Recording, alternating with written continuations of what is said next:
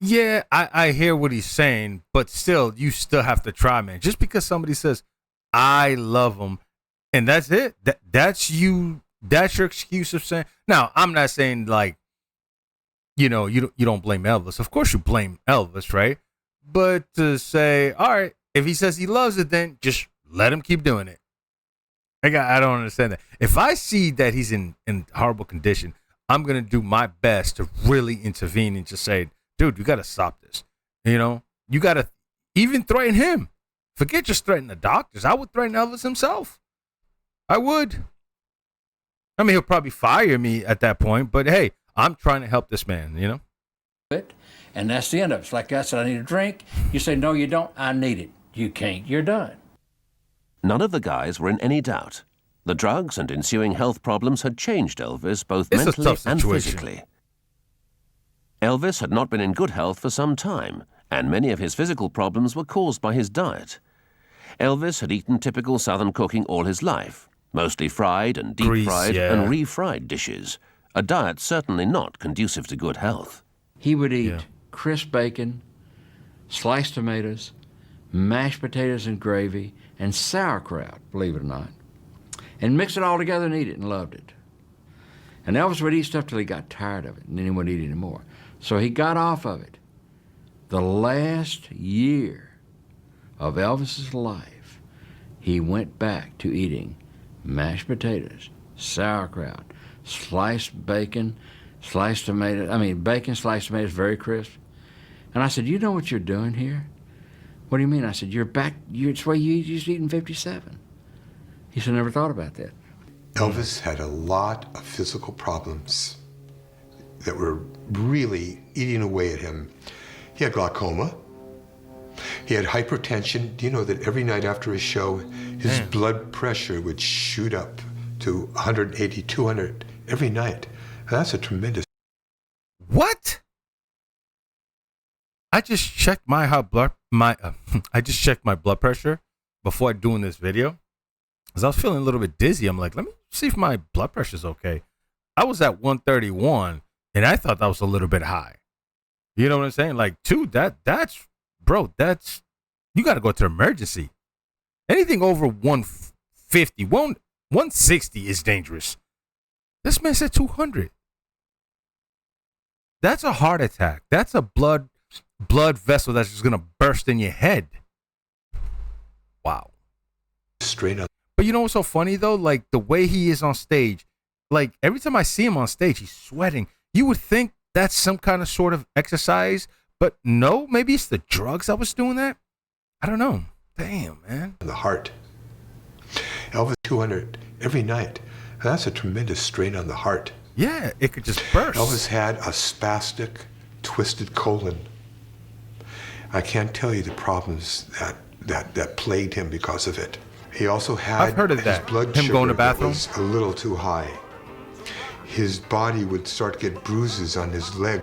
One night we were on tour, he tripped and fell down the stairs at the back of the stage and twisted his ankle. And he had a very difficult time after that moving on stage. Midnight, August the 15th, 1977. Waiting for the tour to commence, the guys knew Elvis was unhealthy. Wait. Don't tell me Elvis died in August. That's my birth month. No, don't tell me that. Because I've never looked that up at all. But they still believed nothing could touch or hurt him. August 15, 1977, I flew in from Los Angeles getting ready to do a tour. That next day, we were supposed to leave for Portland, Maine. And we were sitting around the kitchen talking, and that was just upstairs with Ginger Alden's girlfriend at the time. And Billy Smith was there and his wife, and they leave. We just ate dinner, a couple guys sitting around talking about tomorrow, what we got to do. I call upstairs, and I say, Elvis, I'm here, anything we need, anything I should know about, anything you need for tomorrow? And he was fine. Seemed very well. 3 or 4 o'clock, I don't remember exactly what time it was, but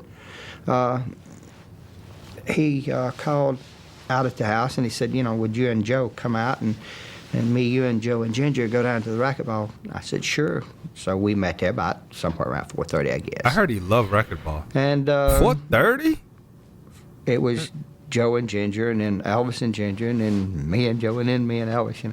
And then time it got to me and Elvis, well, it done got down to silliness. It was no longer a raggball game. Though we were getting exercise, we were trying desperately to see who could nail the other one with a ball, And then he finally swung so hard he missed and he hit himself on the shin. And that ended the game right there. He went complaining about it hurting. So I raised his pants leg up there, and I looked at it, and I said, "It's not bleeding." I said, "It can't be hurting." Then he got into a kind of a melancholy mood. He went to the piano, and he was playing different songs for Ginger and us.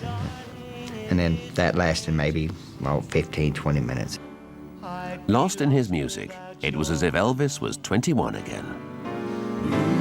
Live near or far away, I'm always longing for the day. Come on, what song is this? My darling, you are home to stay. I'd be lost without your love. Hold on, man. Always far away. I'm always longing for the day. My darling, you are home to stay. Tell me this song. We need to listen to this. Lost without your love. Yes. And then we went back to Graceland. I'm gonna look it up anyway. I went upstairs and I washed and dried his hair for him. And we talked in the bathroom. He even told me, he said, "Man," he said, "I'm gonna try to make this the best tour ever, And he said, "I'm gonna try to go to sleep." I said, "Okay." I said, you need me, I'll be at the house, And I assumed he was going to bed. His swings were more frequent. Elvis Presley was always an upbeat person. He really was, and I guess that's one of the things, boy, that made you, like to be a part of that, because he was, and then to see him have these mood swings, more frequent, and it was scary, it really was, and I didn't like it. To be honest with you, I just didn't like it at all. I would say that Elvis started slipping after he accomplished that feat of the 1.5 billion people watching him live from around the world on that satellite show. From that point on, I would say it was just slowly slide. No up and down, just slowly slide. I tried not to let his moods a lot of times affect my moods. If I did, we were both in the pits of hell at that time, literally. And so therefore, when I thought he was down, I was going to try to be up. And when he was up, I was automatically up. I mean, I was in tune to him. But it was difficult. It was hard, Damn, really? You want to just say, "God, man, come on. It's not too late. Damn. Get a grip in your life, And You could tell he cares, though. Like, he still turned up just talking about it.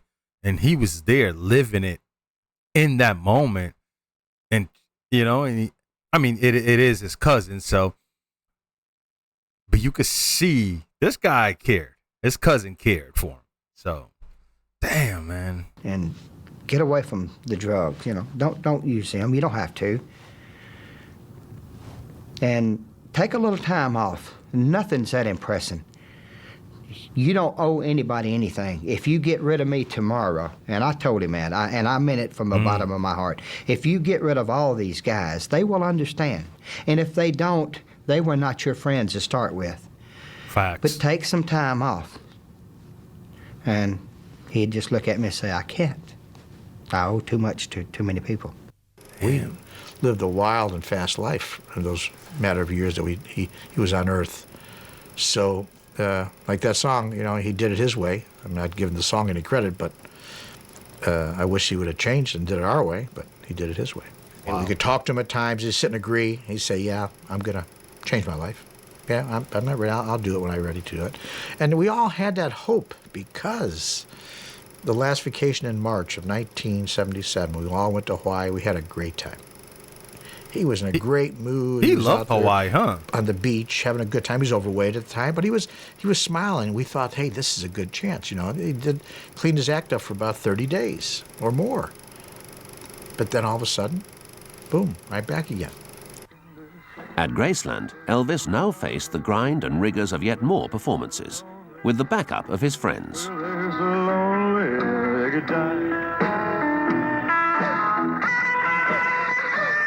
None of them were happy. Elvis's decline had accelerated. When I see him on stage performing in the manner that he started performing there at the end, where he wanted to do the best show he could, but with what he was, nothing left. Where he was at, he was really burning, and the light was getting dimmer. I must say, wow, this is painful for me, that when Elvis came on stage, he gave such a the guy, whoever has not seen Elvis live has missed the greatest entertainer of the 20th century. Wow. The greatest star of the 20th century.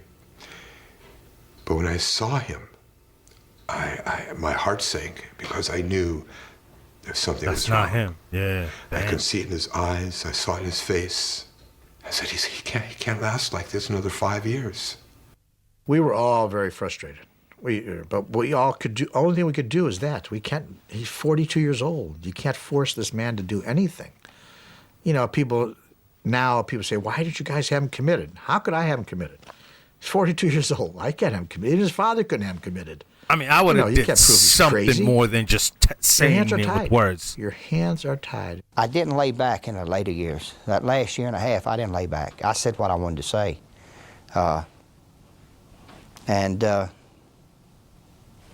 The hell of it is, after all I look back on it, it just, it didn't do any good, you know, and that's what hurts more than anything. 6 a.m., the 16th of August, 1977.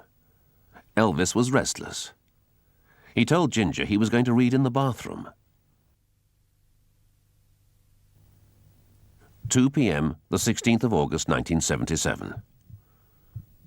Ginger went to the bathroom to check if Elvis was okay.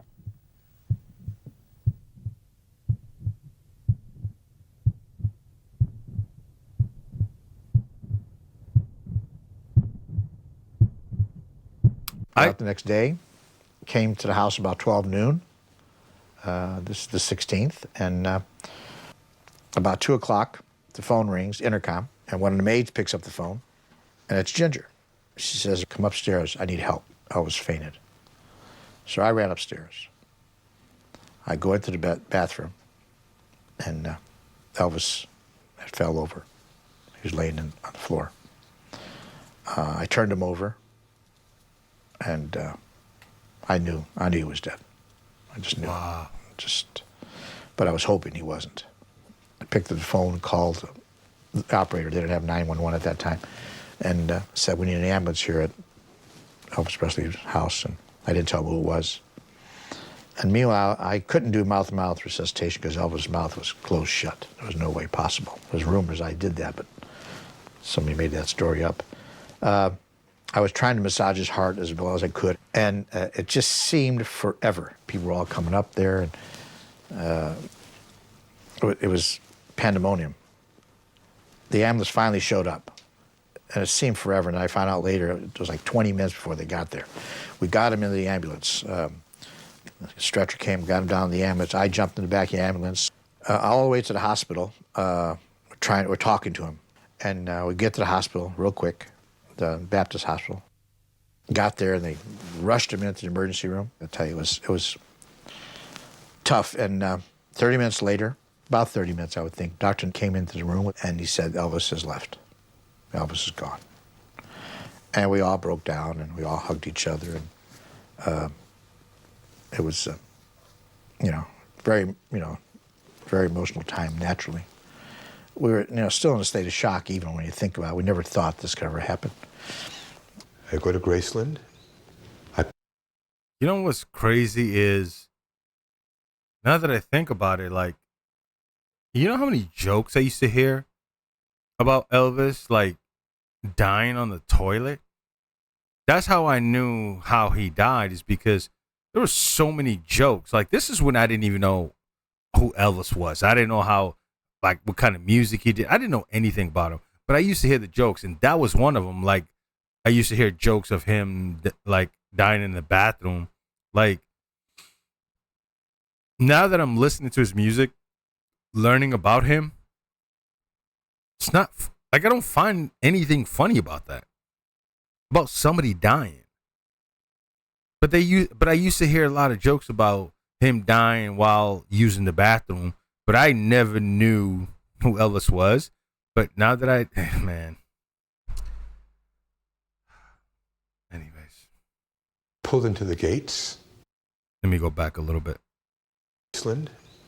I pulled into the gates, and Elvis's uncle says to me, Larry, did you hear what just happened? I said, no, what happened? He said, Elvis just died. Damn. Well, wait a minute, what did you just say? He said, Elvis just died. I look up at Elvis's bedroom, and I looked at him. I can't begin to tell you the state of mind that put me in. About, You know what's crazy? Even though they knew he was not in good condition, the drugs, the overworked, all that stuff. But when you tell him, yo, Elvis is dead, he just can't believe it. You know what I mean? Knowing he's not in great shape, it's a tragic thing, man. You know, even if it's just somebody down the street, it doesn't have to be Elvis. It's, you know, I still can't believe how people just make so many jokes about that, though. It's crazy to me. 1:30 or 1:45, the phone rang, and it was my cousin Patsy, who is Elvis's double first cousin and my first cousin. So she had called out there, and she said, "Oh my God," she said, "Elvis is dead."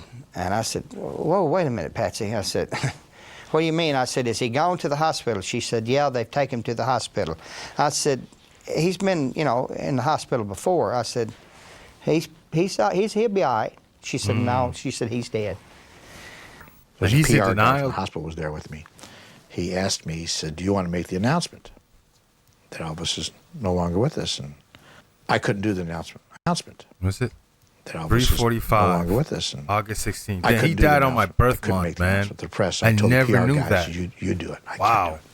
can't do it. And guy, we're driving down, and the radio's on, and they play an Elvis record, and the disc jockey says, "By the late Elvis Presley."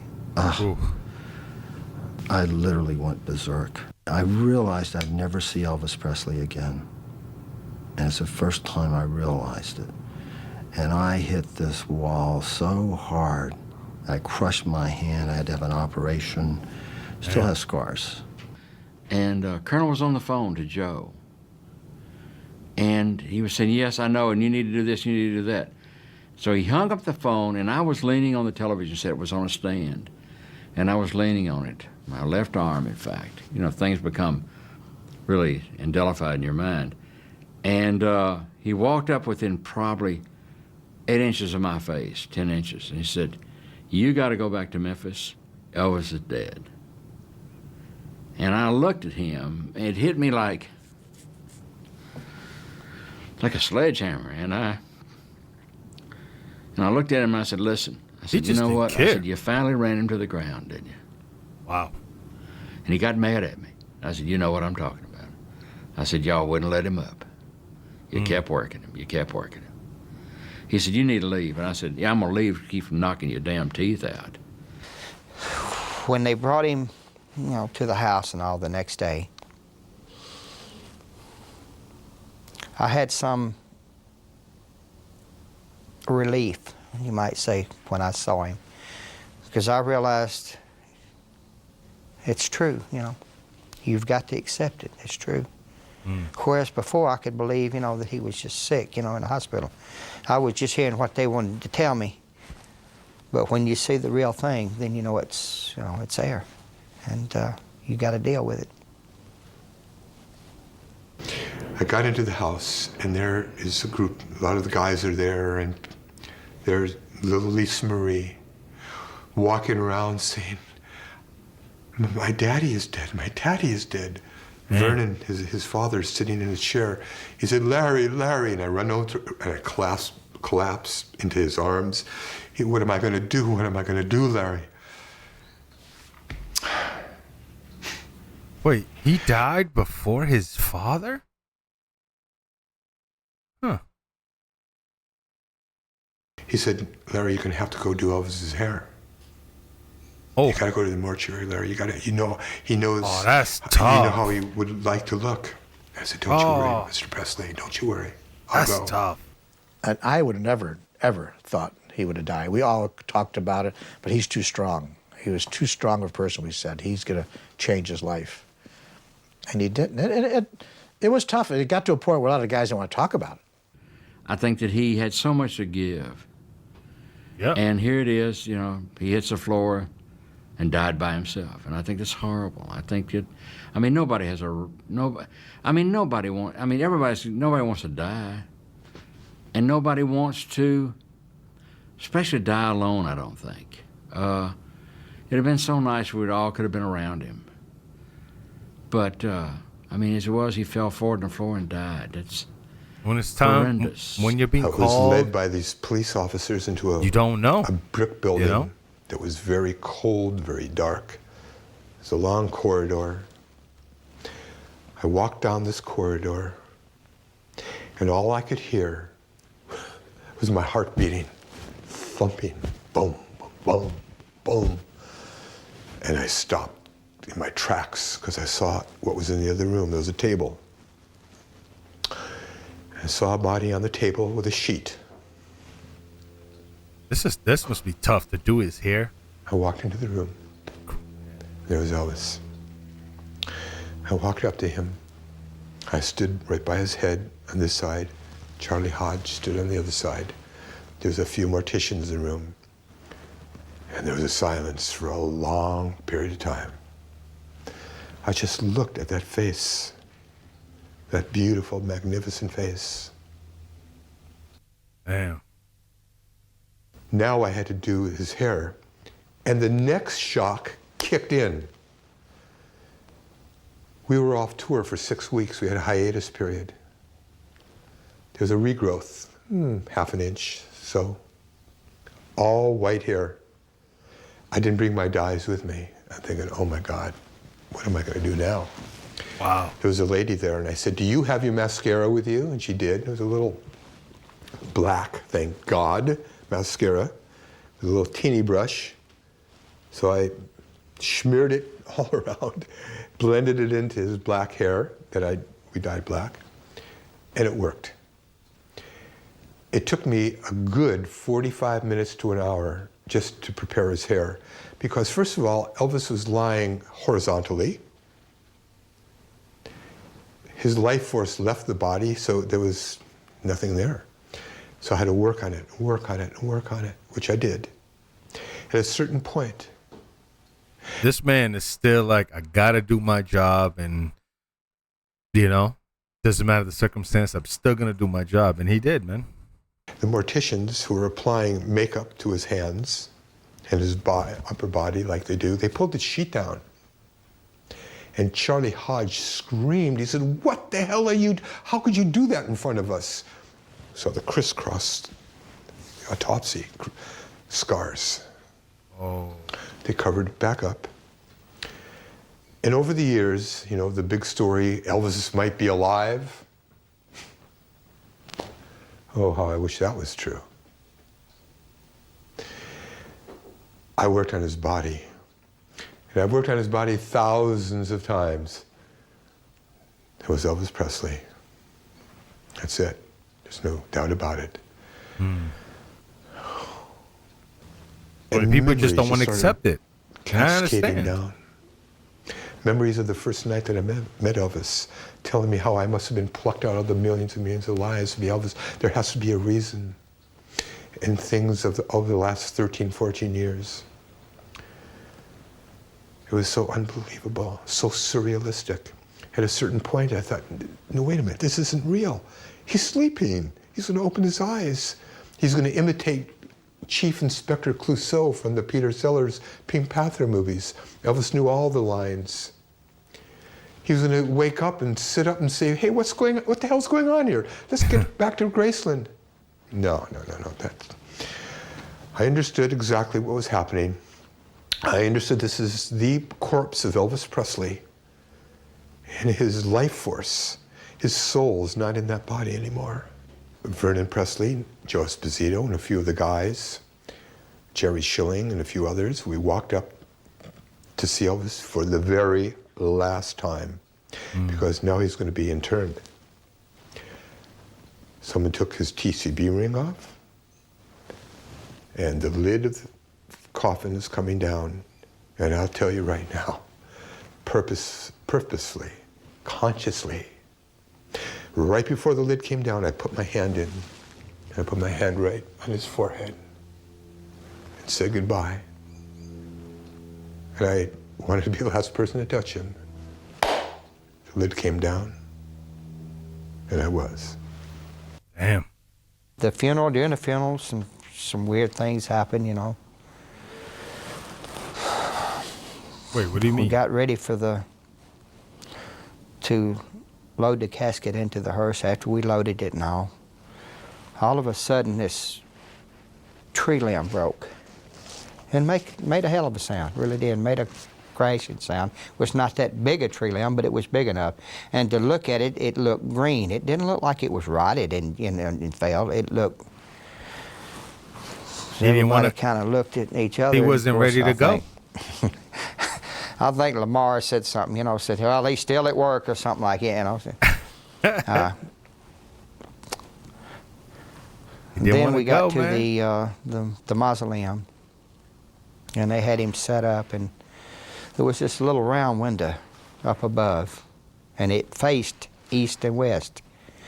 And it was, I guess, around 3, 4 o'clock in the afternoon. And when the sun finally came over, where the wood separates the panes, there was 4 of them, it threw this pretty across that casket you've ever seen. Of course, I can't tell you the cold chills that run across my body, you know, from the thought. Wow. You know, my best friend is dead. No matter what you want to say, that's the biggest loss to me I've ever had. And we can say he had a good career, we can say this, we can say that, but the guy's dead. It was that rocket ride with Elvis that we went through. It was such a part of life, you know, and a fascinating. Oh, that's him right there? That's it was such a part of life. In the back? You know, and a fascinating one at that. And you can't just turn that on and off when you get ready. There's times when it'll hit me and I'll just, sometimes it's happy, sometimes it's sad. And needless to say, a lot of times I've listened to an Elvis song and it just broke down, you know, and cried. You know. Oh, I wish I was in the land of cotton. Old times, they are not forgotten. Look away, look away, look away, Dixieland. There's not a... Oh, wait, somebody told me to react to the is it Dixie song or Dixieland? I think it's a Dixie song. I've seen that so many times. I don't know if that's the song he was just singing, but we must. Dixieland. Okay. There's not a day that goes by I don't think about him. I have dreams about him. I've had him, my last wife. One night I just jumped up in the bed, I was sitting straight up. Elvis said, "Holly, Lamar," and I heard him, and he woke me up. I mean, I heard his voice like he was right next to me, and I was in a cold sweat. She said, "What is it?" I said, "He just hollered at me," and every day it goes on.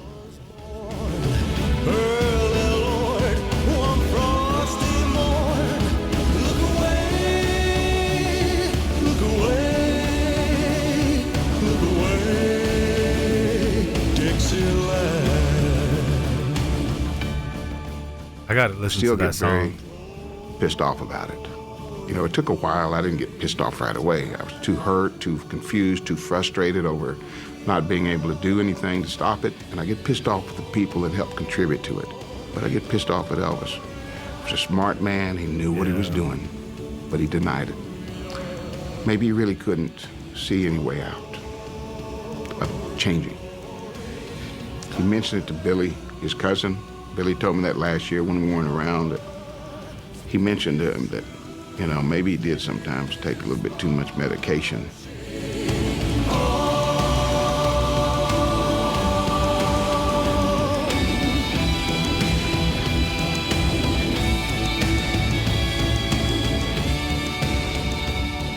I was angry about his death. Elvis, I thought he had no right to die. I thought he had no right to die at that age. I think that he left too much on the table. If anybody ever left too much on the table, Elvis did. Bound to die.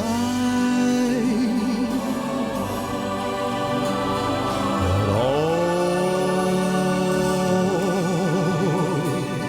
my trials, Lord, soon. I just flashed back to all the good times we were having there. You know, the parties up by the pool and smiling and laughing and having good times, but it's never going to happen again.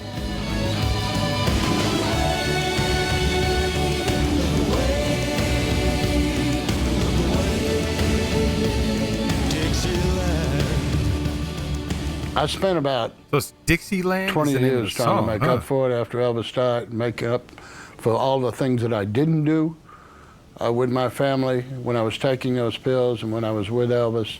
I'm not very proud of those things. But that was the way of life we had. It was the mentality that Elvis really set, and of course we didn't have to go along with it, but we did, is that the life it belongs to the guys and not to wives. So, was it a heart attack?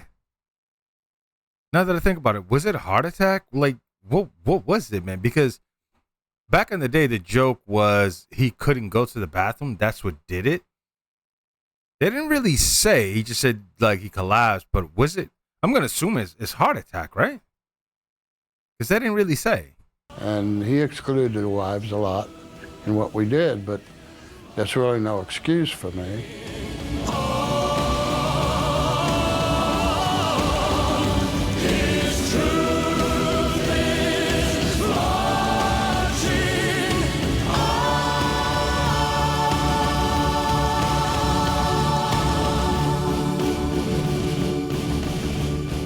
Damn. The impact upon my life has been so profound.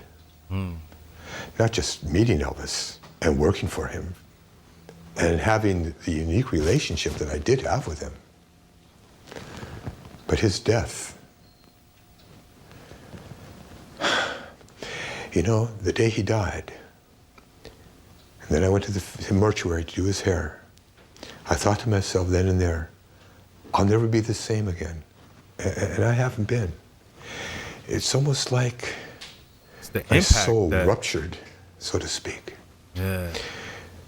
Yes, you know, you come to terms with it, but it stays with you. And that moment, those moments of his death have remained until this very moment, and I'm sure they will until I take my last breath. Put on my blue suede shoes and I boarded the plane. Touchdown in the land of the Delta Blues, in the middle of the pouring rain. W.C. Handy, won't you look down over me? Yeah, I got a first-class ticket, but I'm as blue as a boy can be. This is such a good song. That's the one they had in the beginning. Just walking with my feet 10 feet off a beam, walking in Memphis. But do I really feel? I would love to go visit. Saw the ghost of I would love to go to visit his house, man. You You know what? To the gates of Graceland. I'm gonna work on that. And I watched him walk right through. I'm gonna work Now on that. security, they did not see him. They just hovered around his tomb. But there's a pretty little thing waiting for the king down in the jungle room. When I was walking in Memphis, I was walking with my feet 10 feet off a beam. Walking in Memphis. But do I really feel But he doesn't seem real sometimes, you know?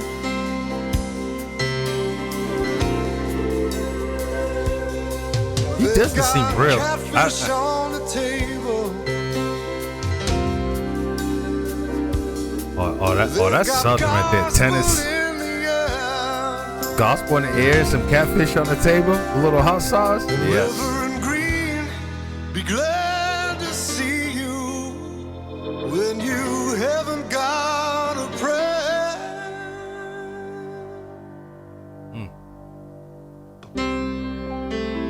That's a good song, man. Put on my blue suede shoes and I boarded the plane. Touchdown in the land of the Delta Blues in the middle of the pouring rain. All right. Because this video is already long. I try not to stop too much, but I can't help myself. I'm sorry, man. But man, I didn't know he died in August, man. I never looked that up. I don't remember anybody saying anything. Man, that's my birth month, man. I was born in August 1st. Damn. Anyways, man. Listen, I can only imagine though. Did he die young? Yes. Did he had more to give? Of course. Did he live? Yes. I think that dude lived a full life, to be honest with you, man. And the fact that those guys are still we think about the good times, the parties, there's so many thoughts when I think about when I was 16 to 28. I had the time of my life, man. I don't party like that anymore, but it's in 10 years span, I had the time of my life. And every time I think about it, and then I call my brother, I go, yo, remember when we did this? Oh yeah, we just laugh about it.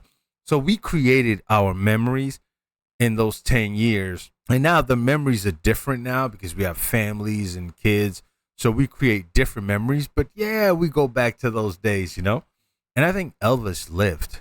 I think he lived. I didn't like the fact that he was spending a lot of times in bedrooms, whether it's plane or hotels, but he lived. But at times it almost feels like he's not real, right? Especially when you hear his music, but then when you see this side of it, I think it hurts a little bit more, especially the drug use and him just being indoors most of the time. I think it hurts a little bit more. And then I can't wait to react to another song. Maybe we'll do that one. I forgot the name of it, but it's been requested so many times. So we'll do that. But I think watching this, I think his music will hit me even more different now.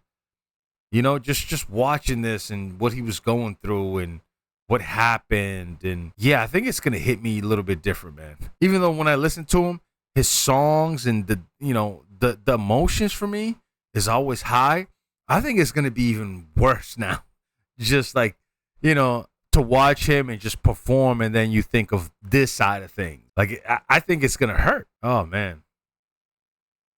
But anyways, man, if you're an Elvis fan, I appreciate all you guys who show love and support, those that guide me to all the songs, all the information. I'm glad that I'm listening to Elvis songs and you guys are right there. There's some bad apples in there too. I get some hateful emails all the time, but that doesn't get to me. So keep trying. Actually, when I see those hateful emails, it just makes me want to just keep doing it just to piss you off some more so you can send me more emails. It doesn't affect me at all. So I like what I like. I'm going to keep doing what makes me happy, regardless of what the haters think. But yeah, man, I appreciate you guys though, man. All the Elvis fan, young, old, doesn't matter who you are, women, man, it doesn't matter, man. It's a great community, and I'm happy to be part of it in some sort of way. I hope maybe the videos that I do will spread, and maybe there's somebody out there just like me who didn't know who he was and never listened to his music. Maybe you'll say, you know what? I'm gonna give it a chance. Let me listen to his music. Let me find the story of this man. You know, because I'm certainly blown away with his voice and his life, you know, and his career, especially his life. So I got so much on my mind, but it's like, I don't want to make this video even longer. And you guys know I can talk, man.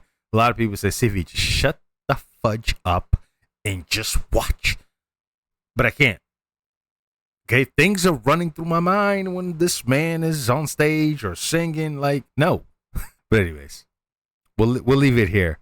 And if there's more videos on this man, you know, stuff like this, I love stuff like this, man. Any documentaries, let me know. I'm also going to be watching some movies too. So be on the lookout for that. I'm definitely going to be watching some movies. We did Kid Creole, right? I want to do more. So, but if there's other videos you think I should watch, put in the comment section below. There is another video that I want to do. I forgot the woman's name, but she was Elvis' backup singer, and she's just kind of telling a story about him. I can't wait to do that video, man. I keep saying it. I keep telling myself that I'm going to do it. And then I forget. Then I end up doing something else. But it's on my list to get, like, I want to watch that one, you know, because this is a person that spends so much time with him. And I want to hear the stories that she might tell, that kind of thing. You know, the things that the things that she's probably seen that might be small to certain people, but like just to see how he was as a person, you know what I mean? I forgot the lady's name, man, but I'm going to do that video as soon as I can because I'm actually so interested in watching that video after this because anything with Elvis on it, man, I want to watch it. I want to learn, and I've learned a lot because of you guys, and I do appreciate you. So listen, keep your head up. Love you guys as always, man. Till next time. Peace.